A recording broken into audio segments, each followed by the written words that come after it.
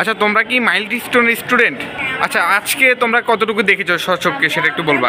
ঘটনাটাই সচক্ষে দেখেছি, জানালা দিয়ে দেখছিলাম প্লেনটা। আমার মনে হয় এটা কোনো প্রশিক্ষণের কোনো বিমান ছিল। বিমান না, হেলিকপ্টার হবে।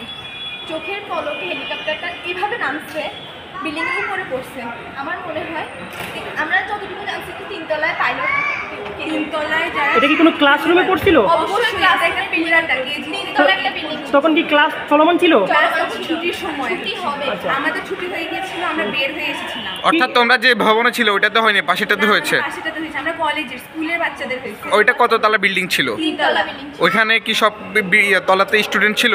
আনুমানিক এখন পর্যন্ত কতটা স্টুডেন্ট আহত হয়েছে? আমাদের সাথে অ্যাম্বুলেন্স ছিল, আমরা 25 জনের মতো আনছি আমরা অ্যাম্বুলেন্সে।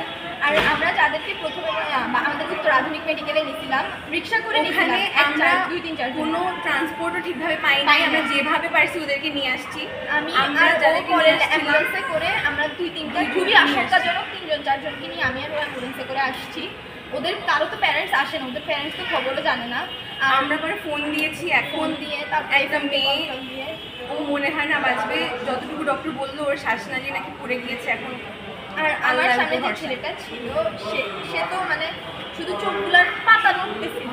আর সে তাকে ক্যান্টিনে, আমাদের ক্যান্টিনের সামনে বালতিতে করে পানি আমরা যখন ক্যান্টিনের সামনে গেছি 2-3 জন করে জড়ায় ধরে আমাদেরকে বলছিল যে আপু বাঁচাও, কিছু একটা করো।